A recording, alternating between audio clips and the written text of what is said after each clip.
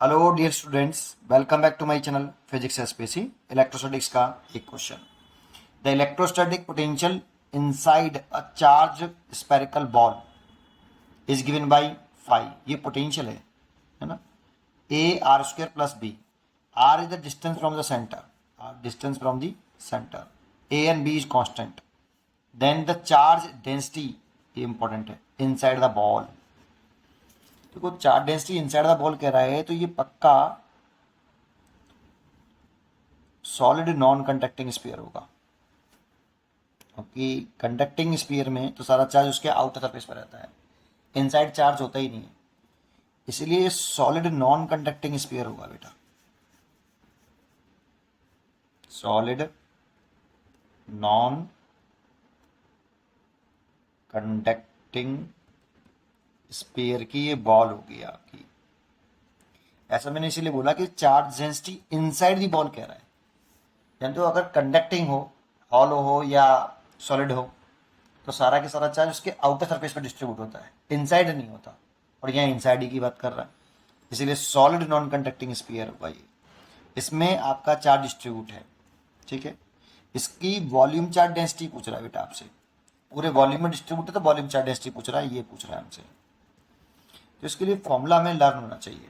क्या? पहले मैं फॉर्मूला बताता हूँ, फिर इसको करते हैं। इसकी रेडियस मान लेता हूँ कि कैपिटल आर है, और इनसाइड कह रहा है तो इनसाइड मान लो एक पॉइंट है, इसकी डिस्टेंस स्मॉल आर है सेंटर से। ये जो इलेक्ट्रिक पोटेंशियल दे रखा है ना, वो भी इनसाइड ही दे रखा है। तो इलेक्ट्रिक पोटेंशियल क्वेश्चन में गिवन है, पहले वो लिख लेते हैं। Electric potential inside a charge spherical ball, charge spherical ball, ये इनसाइड दे रखा है, फाई बोल रखा है, लेकिन ये पोटेंशियल है ना। Equal to A R square plus P point पर ये इलेक्ट्रिक पोटेंशियल है, मैंने लेट कर लिया, ठीक है। अब इसको अगर मैं इलेक्ट्रिक फील्ड निकाल लूँ इस पी पॉइंट पर ही, पी पॉइंट पर इलेक्ट्रिक फील्ड निकाल लूँ, दैट मीन्स इनसाइड ही निकाल रहा हूँ। ये इलेक्ट्रिक फील्ड कहाँ है? इनसाइड। तो E is equal to minus का D phi over D R. आपने फॉर्मूला पढ़ा हुआ, E is equal to minus के D V over D R. V is a potential difference, dV small change in potential, या dV V is a potential। ये formula पढ़ा है तो वही किया है मैंने यहाँ पे।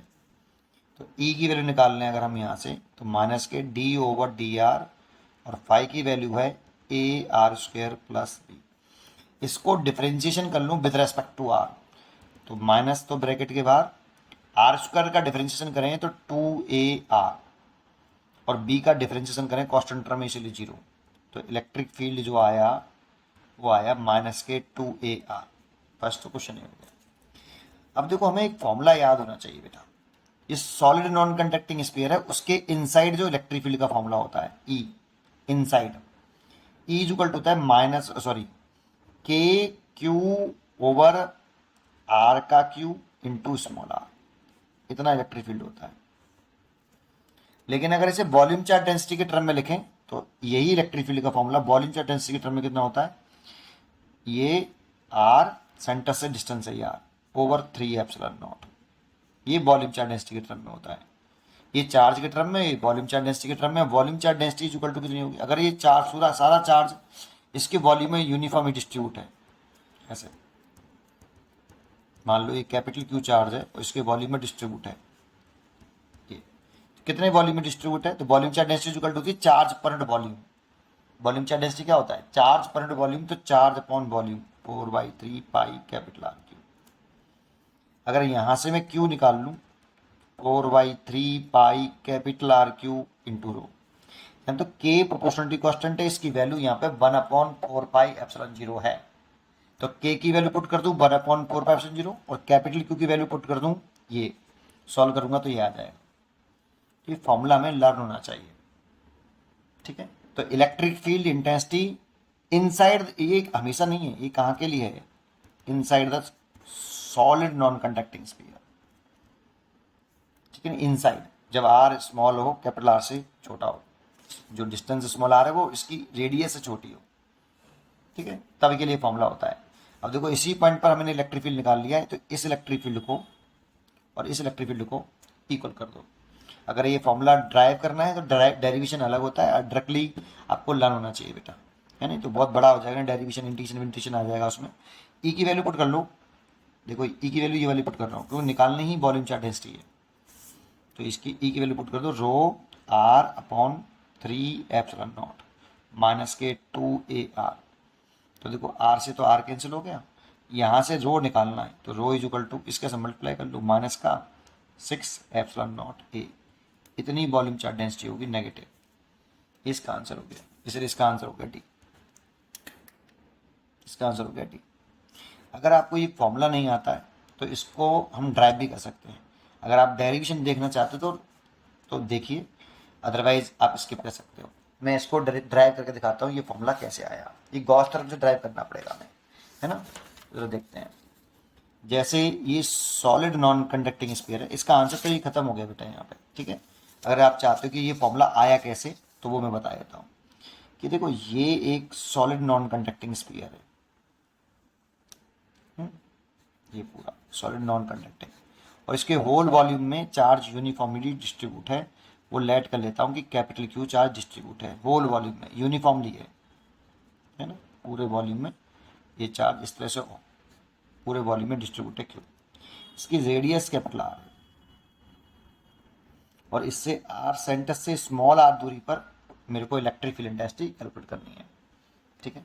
देखो वॉल्यूम चार्ज डेंसिटी क्या होती है, 1 मीटर क्यूब वॉल्यूम पर charge, charge on 1 metre cube volume, तो चार्ज इक्वल टू होता है volume charge density equal to होता है चार्ज पर यूनिट वॉल्यूम, चार्ज पर यूनिट वॉल्यूम, यूनिट मतलब 1 मीटर क्यूब। तो रो इज इक्वल टू ये कैपिटल क्यू चार्ज कितने वॉल्यूम में है, पूरे वॉल्यूम में है जिसकी रेडियस कैपिटल आर है, इसे लिख सकते हैं 4/3 पाई कैपिटल आर क्यूब, ठीक है। ये 1 मीटर क्यूब वॉल्यूम में चार्ज हो गया कूलाम पर मीटर क्यूब, ठीक है। अब इस पॉइंट पर अगर मेरे को इलेक्ट्रिक फील्ड निकालनी है तो गॉस लॉसेज आएंगे, गॉस लॉसेज आएंगे तो इस पॉइंट पर एक गॉसियन सरफेस बनाएंगे बेटा सिमेट्रिकली। ये जो मैं बना रहा हूँ ये गॉसियन सरफेस है जो पी पॉइंट से पास होते हुए बनाएंगे ऐसे, this is a Gaussian surface, और ये पॉइंट हो गया पी, और इसमें गॉस लॉ लगा देंगे। तो according to Gauss law phi is equal to integration of close surface E vector dot d A vector is equal to 1/ε0 into net charge enclosed by Gaussian surface, मतलब Gaussian surface के अंदर वाला charge लिखते हैं यहाँ पे। ई यहाँ पर एक स्मॉल एरिया ले डी ए, गॉसियन सरफेस के ऊपर मानते हैं क्योंकि इलेक्ट्रिक फ्लक्स गॉसियन सरफेस से पास कर रहे हैं, इसलिए स्मॉल एरिया की डायरेक्शन होगी सरफेस के परपेंडिकुलर बाहर की तरफ, और इलेक्ट्रिक फील्ड की डायरेक्शन भी लॉजिकली बाहर की तरफ आएगी। तो थीटा ई और डी ए के बीच में जो एंगल आया वो 0 डिग्री, इसको खोल लो। तो integration by close surface E d A cos 0 degree is equal to 1/ε0 into net charge लिखना है जो गॉसियन सरफेस के अंदर है। अब गॉसियन सरफेस के अंदर ये कैपिटल क्यू चार्ज पूरा के पूरा अंदर नहीं है, गॉसियन सरफेस के अंदर वाला चार्ज मतलब इस वाले पोर्शन में जो चार्ज है जिसका वॉल्यूम 4/3 स्मॉल आर क्यू है, इतने वॉल्यूम में कितना चार्ज है वही गॉसियन सरफेस के इनसाइड चार्ज है, उसको निकालना पड़ेगा। तो क्यू इनसाइड लेट कर लेता हूँ इसको भी, क्यू इनसाइड। अब इसको कैसे निकालें, जानते हो ये कितने वॉल्यूम में चार्ज है, वॉल्यूम चार्ज डेंसिटी कितनी चार्ज, ये एक चार्ज होता है वॉल्यूम चार्ज डेंसिटी कितने मीटर क्यूब वॉल्यूम में, 1 मीटर क्यूब वॉल्यूम में कितना चार्ज है रो, ये 1 मीटर क्यूब वॉल्यूम में चार्ज है बेटा, इसके 1 मीटर क्यूब वॉल्यूम का चार्ज है। तो एक बात बताओ मेरे को, अगर इसका चार्ज निकालना है कितने वॉल्यूम में, क्यू इनसाइड लिखूं तो मैं लिख सकता हूँ रो, ये 1 मीटर क्यूब वॉल्यूम का चार्ज हो गया इंटू कितने वॉल्यूम में चाहिए 4/3 पाई आर क्यूब। भाई 1 मीटर क्यूब वॉल्यूम में चार्ज रो, तो 2 मीटर क्यूब वॉल्यूम में 2 रो, 10 मीटर क्यूब वॉल्यूम में 10 रो, तो 4/3 पाई आर क्यूब वॉल्यूम में, pi small R cube volume में, इतने वॉल्यूम में कितना चार्ज, तो इतने का मल्टीप्लाई कर लो तो निकल आएगा। रो की वैल्यू मैंने पुट कर दी है, अगर आप रो के टर्म में चाहो तो रो के टर्म में निकाल लो, यहाँ पे पहले रो के टर्म में निकाल लेते हैं फिर बाद में रो की वैल्यू पुट कर देंगे। चलो ऐसे करते हैं, ई बाहर निकालिए cos 0 के लिए 1, integration D A is equal to 1/√3 epsilon naught into rho into 4/3 pi small R cube. अब डी ए की वैल्यू लिखें तो देखो डी ए का इंटीग्रेशन करेंगे तो इसका गॉसियन सरफेस का टोटल एरिया आ जाएगा। तो गॉसियन सरफेस का जो टोटल एरिया है कितना है, E into 4 pi small r square is equal to one by epsilon naught into rho into 4/3 pi R cube. देखो 4 पाई से तो 4 पाई कैंसिल हो गया है ना, और आर क्यू से एक आर स्क्वायर कैंसिल हो जाए, एक आर बचेगा। तो यहाँ के बचा ई इज इक्वल टू बचा रो आर बचा और नीचे 3 एप्सिलॉन नॉट बचा। देखो इलेक्ट्रिक फील्ड आ गई इतनी। लेकिन अगर आपको इस रो को क्यू के टर्म में लाना है तो क्यू की ये वाली वैल्यू पुट कर दो रो की। अगर यहाँ पे पुट कर दूँ तो E is equal to rho की वैल्यू कितनी है,